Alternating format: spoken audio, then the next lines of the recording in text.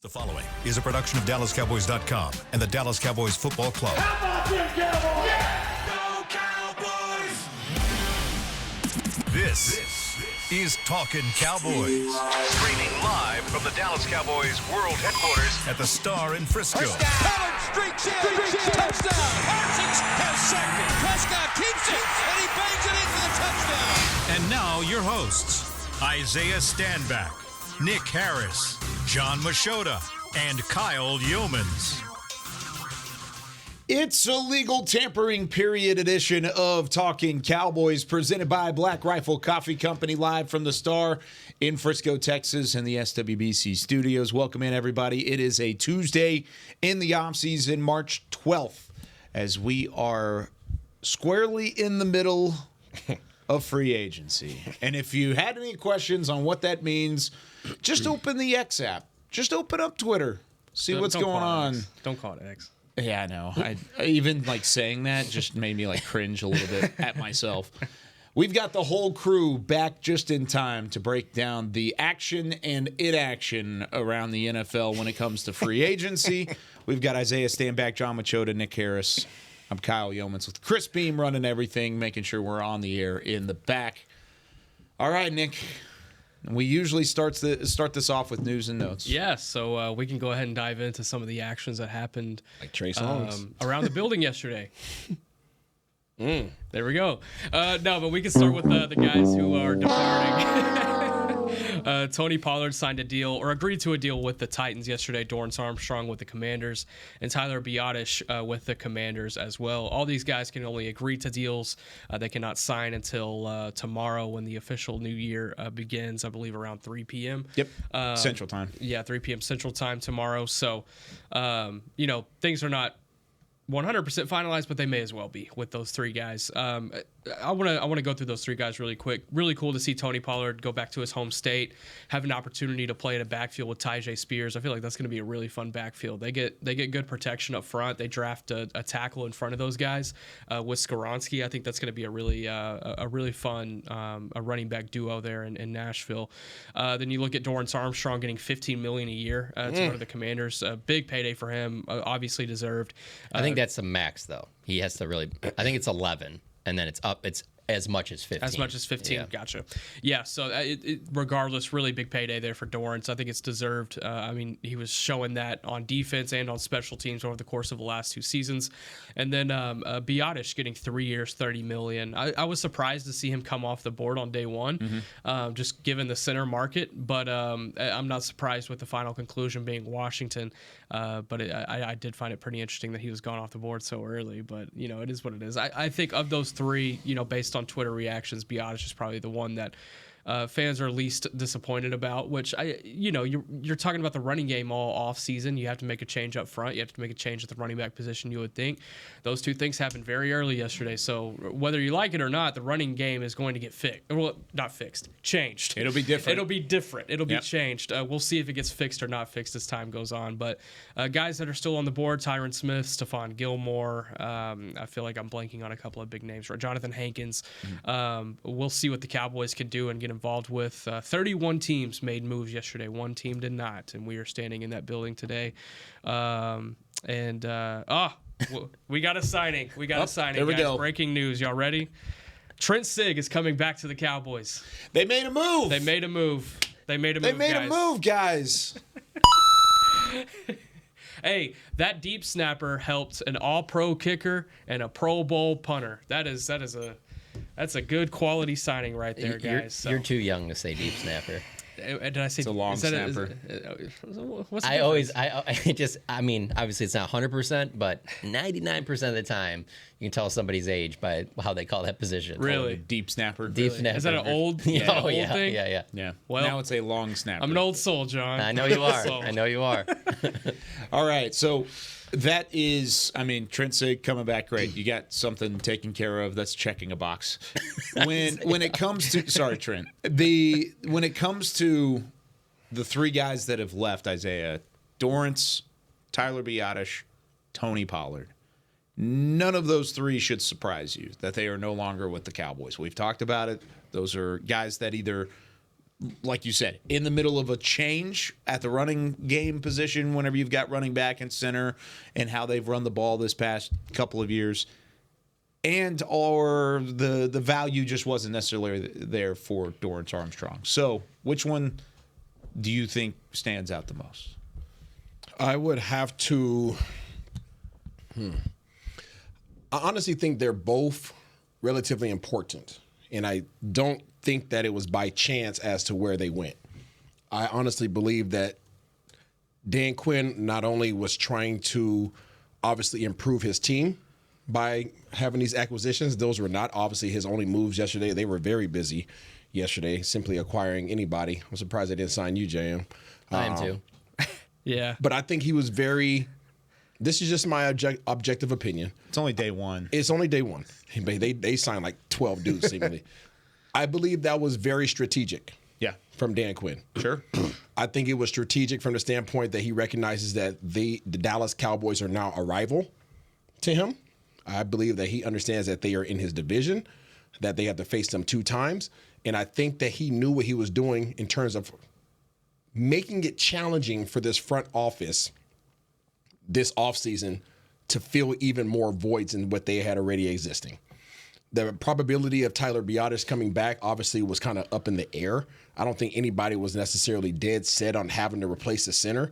I know that I've been in the camp in terms of wanting to get bigger and stronger at that position, but it wasn't a sure thing that he was leaving. You had one offensive line position that you had to fill going into this week. Now he knows that there's 2 very important offensive line positions that you have to fill. By him grabbing Tyler Biotis, you no longer have somebody who runs things up front offensively. Now you have leaders up front in Zach Martin. You have leaders up front. Obviously, you got Terrence Steele still. You still have Tyler Smith. But you now have a giant void in the middle of your offensive line that we already talked about previously, that there's not a huge veteran market out there for centers. Mm-hmm. So now, most likely, you're going to have to fill that void, the commander of your offensive line with a rookie. Most likely, you're going to have a rookie playing your second most important position, obviously your most important position at left tackle. So your 2 most important positions on your offensive line now have voids. And that your NFC rival over the Washington Commanders with Dan Quinn made that happen. Whether he could have got somebody else, sure he could have. But he said, you know what, I'm going to get Tyler Biotis. What else did he do? He grabbed Dorrance Armstrong, possibly next to Micah, in my opinion, one of your most valuable players on the defensive front. He's not done yet, by the way. He's going to get 2 or 3 more. Yeah, I believe that he will. Yeah, I believe that he's he going to will grab a couple. But he knew what he was doing by getting Dorrance Armstrong. Sure. Yeah. Not only am I getting a good player, a productive player who's had, 7.5, 8.5 sacks over the last 2 years? 21 sacks over the last 3 campaigns. There you go, right? But I'm getting probably your most, I'm going to go ahead and say he's your best special teamer. I'm going to say he's your best special teamer. Okay, so you got your most versatile and dominant special teamer, in my opinion, and one of your best defensive linemen off your roster now. So now that's not only one void on the offensive front, you're taking his center, you're taking the Dallas Cowboys center, which is huge, leaves a huge void, but you're also leaving a huge void in special teams and defense now. So on the Dorrance thing, I think that just speaks to Sam Williams has to step up. That's who they're looking at that has to take over those reps. Also with Dorrance, he's going to go from being a rotational guy to when you pay him that kind of money, you're going to be featured. You have to be producing, no question. It's funny because leaving Indianapolis, my biggest takeaway, since I wasn't on the show last week, was that Jerry shouldn't have said all in. Mm-hmm. And he doesn't care because he loves that everybody's talking about it. So it doesn't bother him. Most people, I think, would have not said that. Would have said, "Hey, we were close. I understand everyone's frustrated, but we think we're on the right path." And while people would be frustrated because of the way the season ended, they wouldn't be as mad as they are today. Because when you say all in, and then you obviously are asked 4 or 5 different ways about it when we were on the bus in Indy, and you're not really shying away from it, it just puts fuel to the fire. Because while I understand where Cowboys fans are coming from, there's no way they lost yesterday that surprised me, especially after you see the numbers. You know, I didn't see any of those guys coming back for those numbers. I get what you're saying. They are going to their center next year is going to be a rookie. It's going to be somebody that they draft. Got to be. Or it's going to be a second or third year player in Right. TJ Bass or For Brock sure, Hoffman. for sure. But I would think that it's probably somebody you get in maybe the third round, second or third round. Yep. Or first if the right guy falls. But so that's my whole takeaway from day one. And it is glaring when you are the only team out of 32 that doesn't make a move to re-sign one of your players or, well, agree to re-sign one of your players or add somebody from another team. Everybody knows first day of free agency, generally that's the player's day. That's when you're going to get your best deals. So, but I totally get where fans are coming from. If I was a Cowboys fan, I would be frustrated today too. But leaving Indy, man, none of this is a surprise because nothing is changing. Like they are draft and develop. They want to re-sign Dak, Micah, and CD, and they don't want to do anything that jeopardizes that. And so because of that, that's why you're seeing what you're seeing yesterday and probably today. I think the quicker that fans can get the all-in statement out of their head, the happier they'll be in the long run. The best way I thought of it yesterday was, and we've kind of sent out the warning flares in the weeks prior, and we talked about it last week after Jerry was on the bus and kind of going into it. But it was a difference in perspective, not necessarily a change in philosophy for the all-in statement. The perspective from the outside looking in is that this Cowboys front office has not been all in the last couple of years. But the perspective from the front office is that they have been. They've been building this roster to the point where they believed it was good enough to make a run, to get it done. And it certainly wasn't in the end. I mean, that's part of the frustration with the way that Green Bay happened and the way that the wild card exit happened, is the fact that they thought this roster was good enough, but it didn't get there. And it was a good roster. Don't get me wrong. It was a good roster. It's the best out of my 13 years covering the Cowboys. So it's not like they put together some bad roster and lied to us like, wait, no, this is great. No, to piggyback on 3 consecutive years of 12 wins. Yes. It's obviously a good roster. I hate when people you're frustrated, and so you say stupid things like trying to, it was overrated. No, it wasn't. That was a really good roster. That's why it was so disappointing what happened against Green Bay. But with that being said, what really hurts them is what you saw happen with the teams over the last 4 years from the NFC that have been all in, and it was the unequivocal all in, and they all got to the Super Bowl. Rams, Eagles. Right. But if things 49ers. ended, because this past season is a good example, because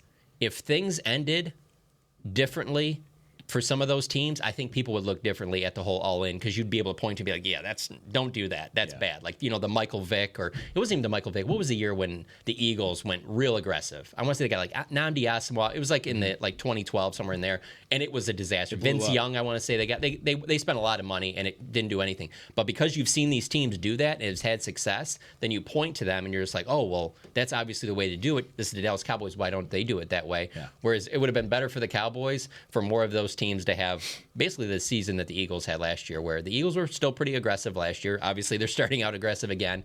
But at the end of the year, I mean, it nosedived for them to the point where they had major changes and things like that. But because those other NFC teams, the Bucks, the Rams, the Eagles, the Niners of these last 4 years have had success, people look at it and they're like, no, we know what the blueprint is. If you are really all in, it's what they're doing. Exactly. And their way of looking at all in is completely different than the way that the fans and that outsiders have looked at all in.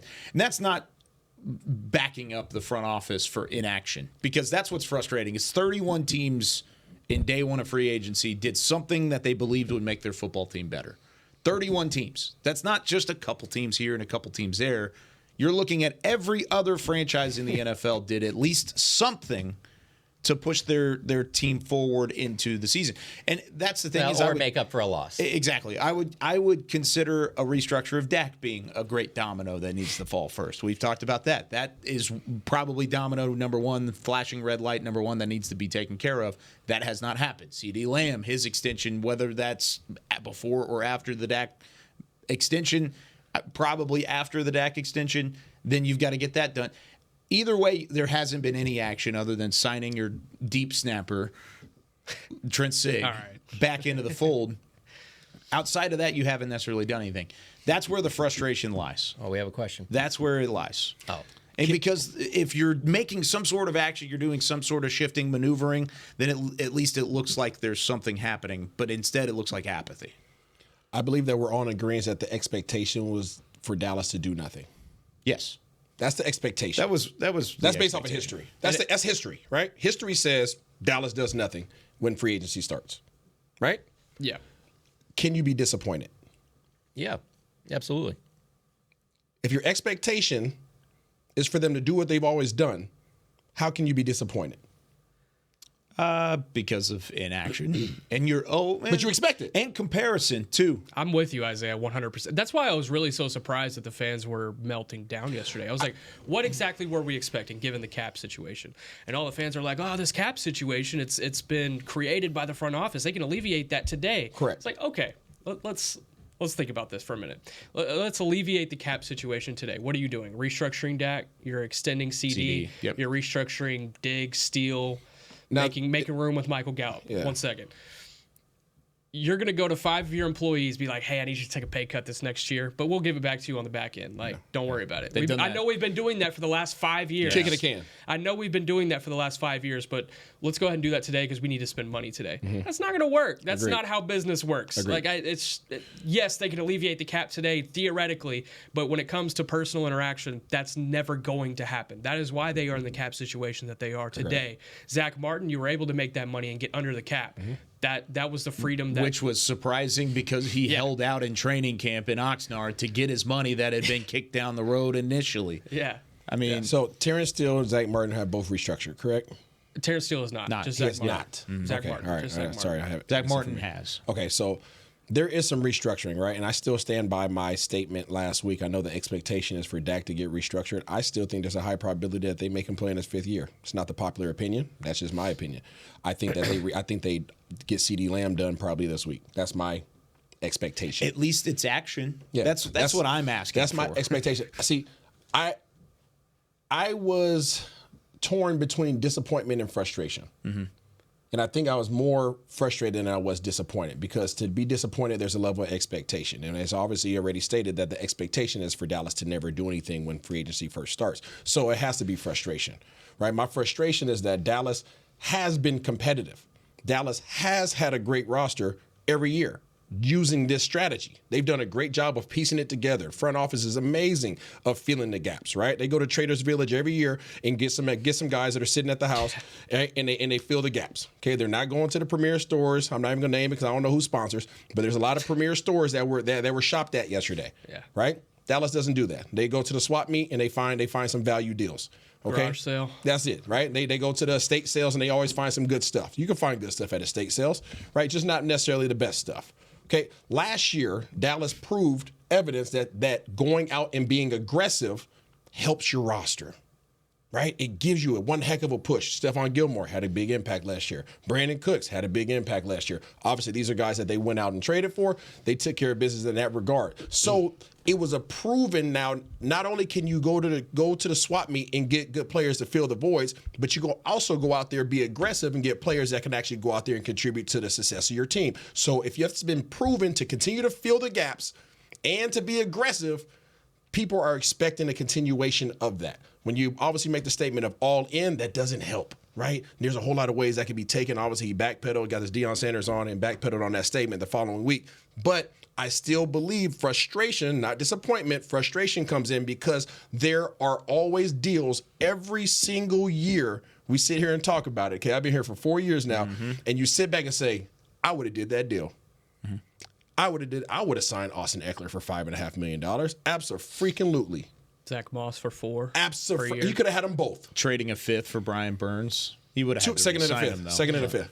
Right? But those are deals that you would have done. And it leads you to believe, and I believe this is when frustration comes in, because we are unsure, because we're not sitting in those rooms. We're not on the cell phones. We don't have the records. What calls are being made, right? I got it.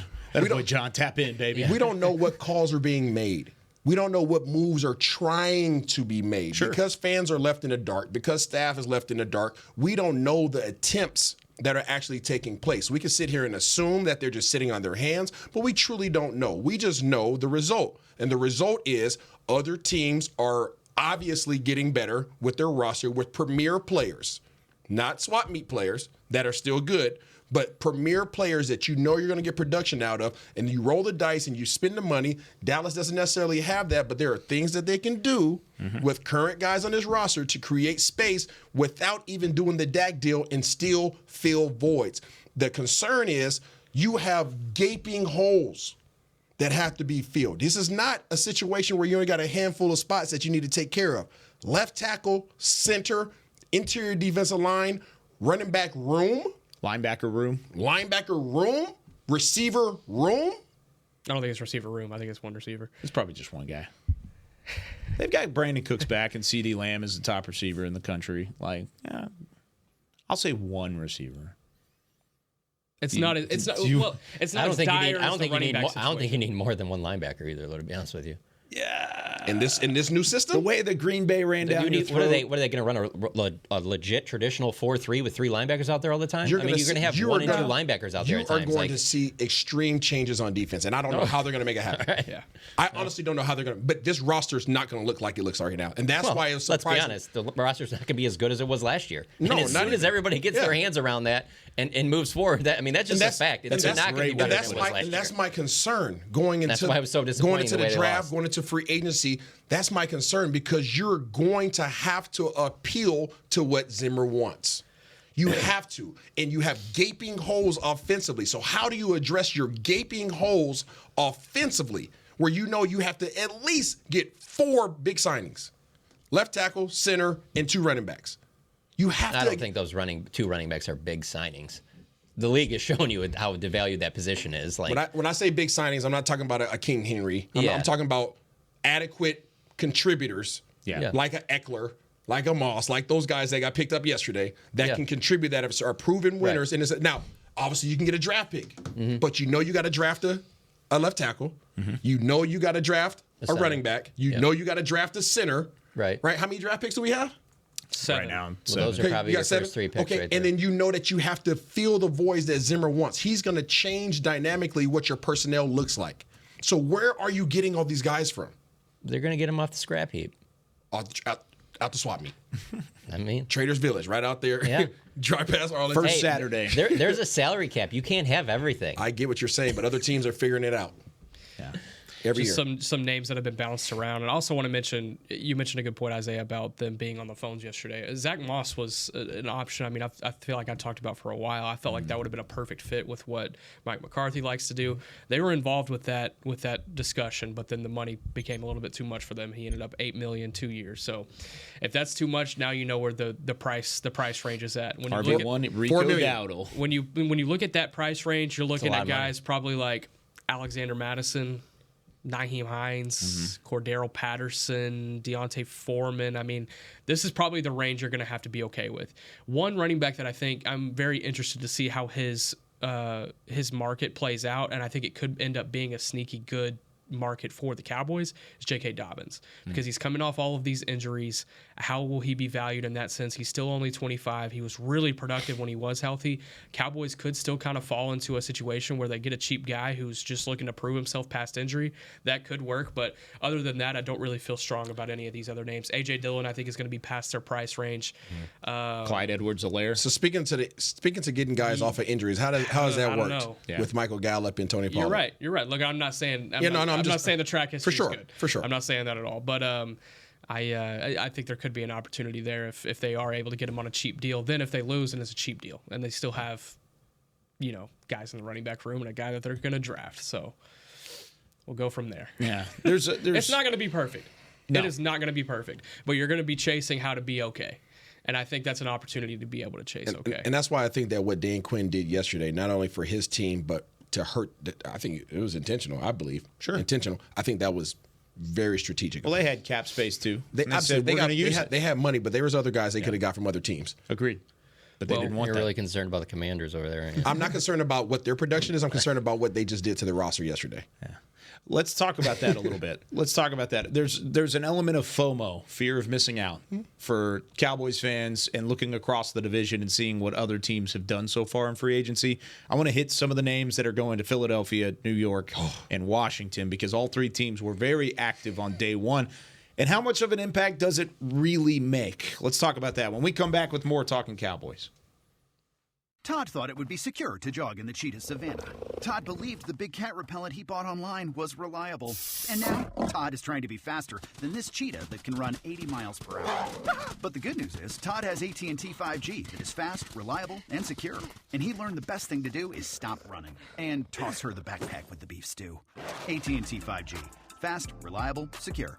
It's not complicated.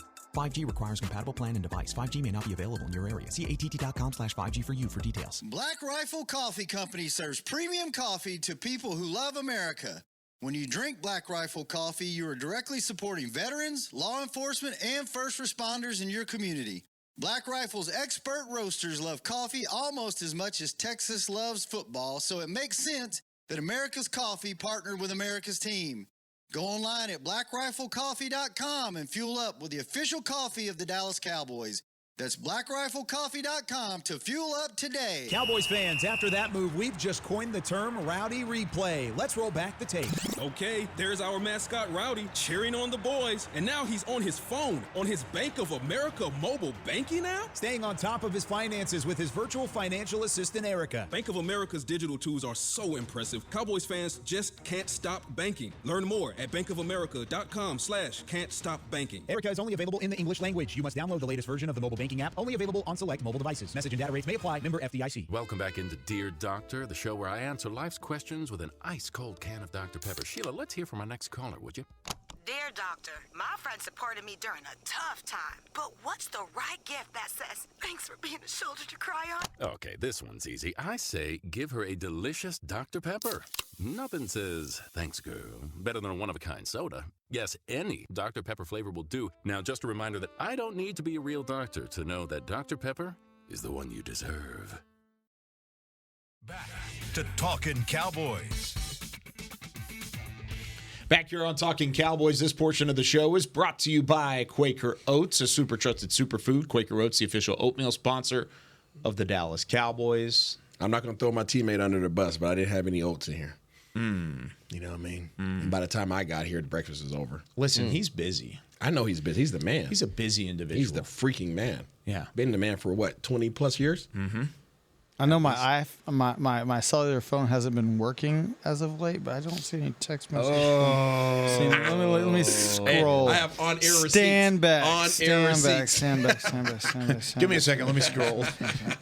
That's the flex no of the stand day. backs. Dog on iPhones. Yeah, Yeah, no didn't go stand through. backs. That's what it was. Samsung didn't get there in time. Nope. You see the lenses. You see it. Last time I said I'll get you some oats, you're like, oh no, they're gonna be cold by the time I get there. I like Cold warm. oats is I like not it, warm. man. I like warm oats. Cold oats. You can do cold pizza. You can't do cold oats. Well, I don't have a microwave back here. I'm surprised you don't. Honestly, you got like the coffee maker You live back there. You got should the have. Black Rifle Come by, coffee. It was Bee's impression of Isaiah for a minute there. Why did he sound like Billy Bob Thornton off Sling Blade for a minute?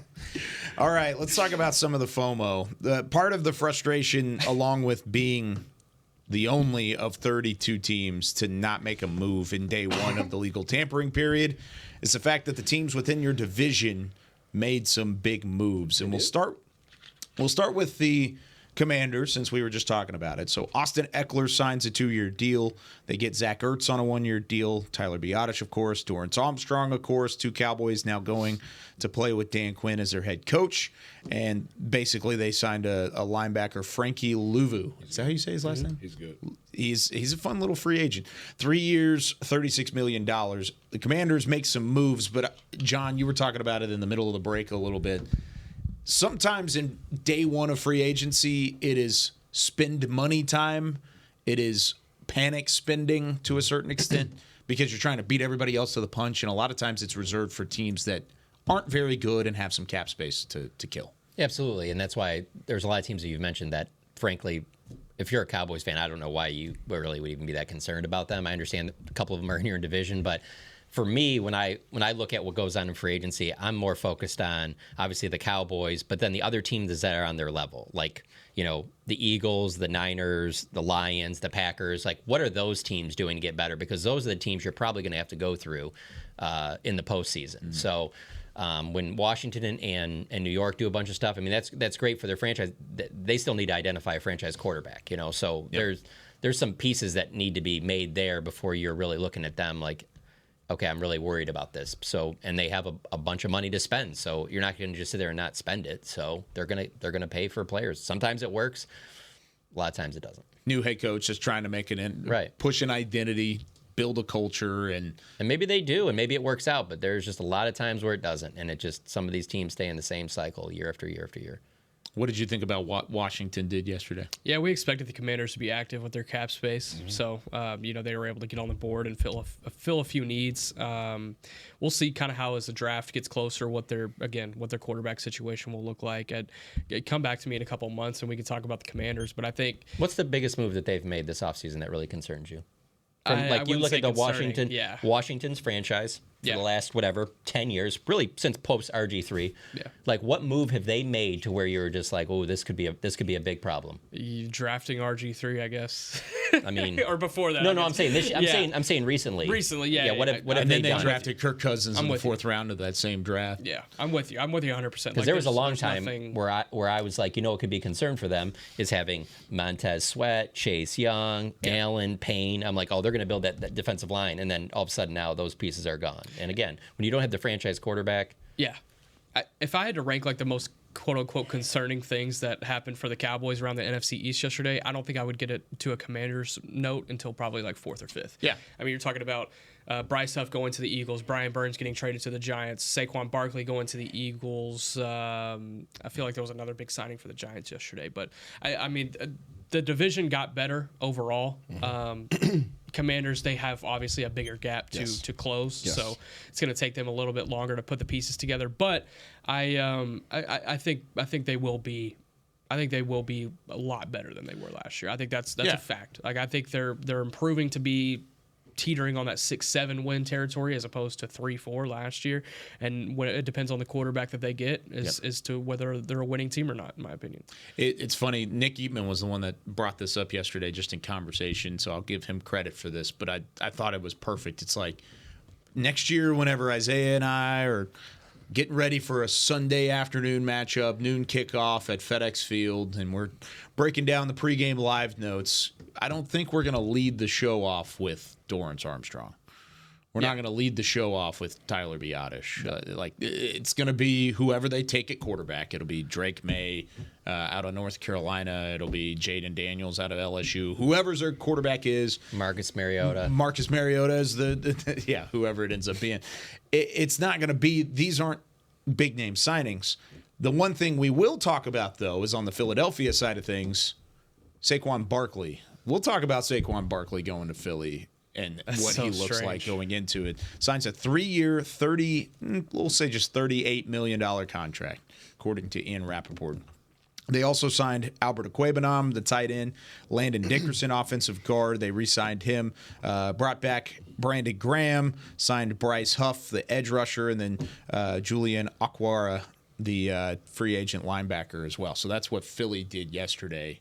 And that's on the heels of they lose DeAndre Swift. Yes. Jason Kelce retires. Fletcher Cox retires. So some big pieces for them. Do you feel like they've done enough to fill that void just based off of their first day? Maybe not. I mean, I think a lot of Kelce. So, and Fletcher Cox has had a phenomenal career. Swift, I think they obviously exceeded expectations by replacing with Barkley. I can't sit here and say like one day it does that for me with the Eagles, but it's the fact that you have this track record. You know how aggressive they are. It's not just about yesterday, not just about today. It's about the next, 3, 4, 5, 6 months into the season. You know they're going to be aggressive. They operate very aggressively to where, they can make shirts that say all in and people would believe it. What do you think? I agree with everything James just said. That the Phillies just a team, they don't relax. They don't relax. You can't. There's not a point where I feel like when you're dealing with the Dallas Cowboys in their current state, you're like, all right, they're done making their moves. Yeah. Like that's their roster. Philly, not the case. You never feel secure all the way through the trade deadline. And Philly's always looking to do something. I feel like we talk about the feeling of not knowing whether teams are on the phone or not. You feel like Philly's always on the phone. You know what I'm saying? Like Philly's like, hey, is Nick available? How much Nick want? All right, nah. All right, talk to you later. You know what I'm saying? My price is too high. How about now? Is Nick good now? Like you get the sense that they're always pursuing and always asking and always trying because some of the things that they get accomplished is just like, dang. How the heck they get that? And the other part about it is that like it's the Eagles and Niners have both also they've swung and missed. Yes. They've made bad moves. They've done the wrong thing. Where Willing you're to just take like, the risk. Yeah, willing, and then they make up for it with other moves. You're just like, how did they get out of that? I was told if that didn't work out, that they were going to be in a hole forever, and that hole is not at all. They just fill in those holes and move on to the next thing. It's crazy, like how aggressive and how successful they've been. Yeah, no, I feel like Dallas is like the old 35mm camera, and every other team in the NFC that's competitive has like the new digital joints. And hey, it's like you take the pictures, you can delete it. You know, like my dad's still trying to be perfect with every shot. You know what I'm saying? And to be honest with you, that's fine if your results are like what Kansas City's been doing. Like Kansas City doesn't have to go out and sign anybody else. They're trying to keep everybody that they have because they have had that ultimate success. And even that is ridiculous. I'm not asking for 3 Super Bowls in 5 years, but if with this core right now, you had won a Super Bowl within the last 2 or 3 years, I think it's a lot more sitting back being like, hey, why would you want to get rid of? Why would you want to shake this up? This is heading the right direction. Everything's here. But when you have that. Forget even the last 2 or 3 years. Just that showing against the Packers should make you question everything.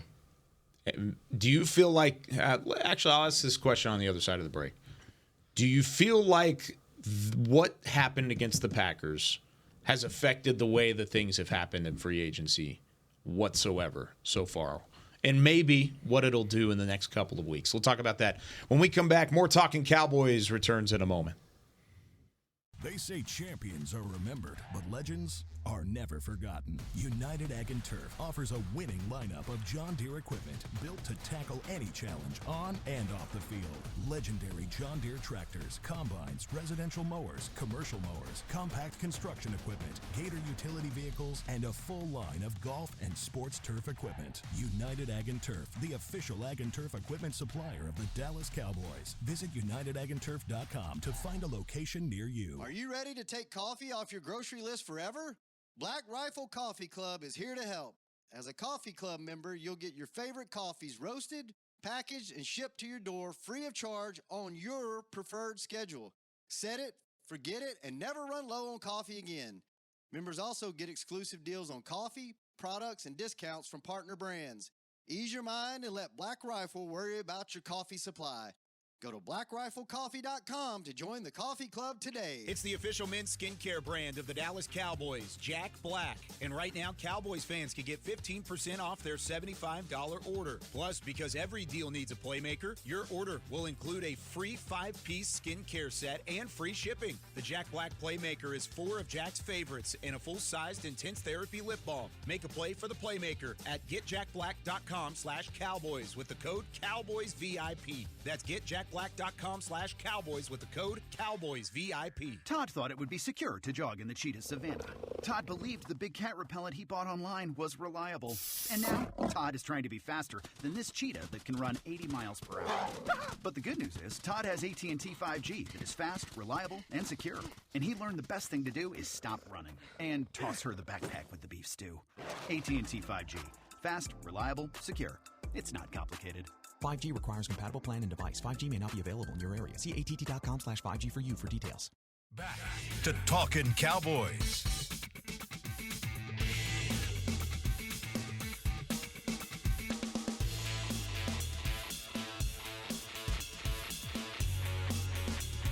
Back here on Talkin Cowboys, this segment is brought to you by Invisalign, the official smile of the Dallas Cowboys. Isaiah Stanback, John Machota, Nick Harris.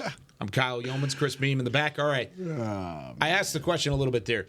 How much does the loss to Green Bay affect the mindset going into free agency moving forward? Does it affect it in the inaction that we've seen so far, saying maybe we are questioning everything? Maybe we don't know from a front office standpoint who to bring back, who to extend, who to really put out there on the trade market. There are a ton of different options you can have when it comes to building this roster for the future. It could either be retain guys and try and battle to be good, like you said, Nick. It could be go all in. I think that one's pretty much out of the window at this point by signing some big-name free agents and saying, screw the cap, we'll figure that out later down the road. Or you can blow it all up and start all over. But how do you feel like it's affected things based off of that Green Bay loss? Well, I mean, where it's sitting right now, I don't think there's any difference with what they're doing as if they would have lost to the Niners in an NFC Championship game. I agree. Yeah, I don't feel like that the loss is. Yeah, no, I don't. They could have won the Super Bowl. They'd still be in the very same situation. There's a point of me asking this, by the way. I want to just get everybody's answers first. Have you ever accidentally put foil in a microwave? Oh yeah. Huh? Yeah. Yeah. Was that a traumatic event for you? It was fun. It was fun looking back. Did it change how? It was fun. Did it change the attention that you placed? It was an Arby's. My wife will not go to Yeah. Arby's because of that. Yeah. Okay. So did it change how much attention you place on looking at what you put in the microwave from that point forward? Not as much as it made me think, I can't believe that, like, you're so panicked that you would grab something on fire to throw it into the sink, not thinking about how it would burn your hand. You're just like, I got to get this out of here before I burn the whole house down. But you remember that. Every time you get ready to put something in the microwave to warm it up, like you think about that one time that you freaking almost burned up down the house. Right. I can give a similar comparison. I once totaled a car because I was driving over a puddle and there was a sinkhole under that puddle and it flooded my engine. So every time I drive You over drive a around puddle it, now, don't you? I'm like, Exactly. Absolutely. So when you get smacked up in the first round like that, that should be a traumatic event. And that should impact how you go forward from that. After that, that should be the foil event for the Dallas Cowboys. They should be uber aggressive. They should be doing things that they've never done before because they don't want that to ever happen again. That's how much that should have hurt. It hurt us. I saw the look in our eyes. I've never seen the look in Jerry Jones's eyes like I saw after that game. That pain right there should affect everything that you do going forward. And to date, it hasn't. We hope, we keep using that word every year, we hope that it does going forward. But as of today, it hasn't had enough of an impact. I'm glad you brought that up because both John and Nick saying it hasn't changed anything and it won't change anything and nothing's going to change regardless. And you saying it should change based off of how jarring and how dramatic that entire sequence was, losing to the Packers and getting bounced the way that you did. What does change even look like? I think change would frustrate fans more than it would actually make them excited moving forward.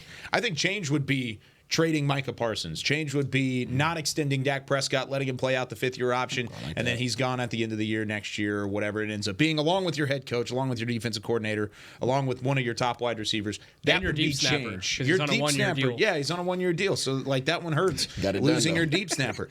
That's what change would look like as a whole, as a blow up, as a let's scrap this thing, take it out of the fridge or take it out of the microwave on fire and throw it into the sink. That's what that would look like. It's easier to do change. Nobody though, wants when it's a lot of that. Yeah, but it's easy to do a wholesale type change like that if the team's really bad. Exactly. You know, but when it's kind of in a spot where you're like, yeah, you don't want to break it all up because you feel like it's knocking on the door or hanging around the rim, then you don't want to do that. And I feel like that's where they're at, where they're just like, well, how can we sit here and roll out 3 consecutive 12-win seasons if it's that bad? Yeah, but the thing is, like, Jam, like, it's kind of like fitness, right? Like the fitness industry. I know we all get our workout on. Like, speak for yourself. Yeah. Yeah. And I would assume, I mean, most listeners can probably relate to this if they have a consistent workout regimen. There's lulls that you hit. There's times where you're used to doing the same workouts, International Chest Days Monday, whatever it might be, and you're going through your regular workout regimens, right? And there's a lull.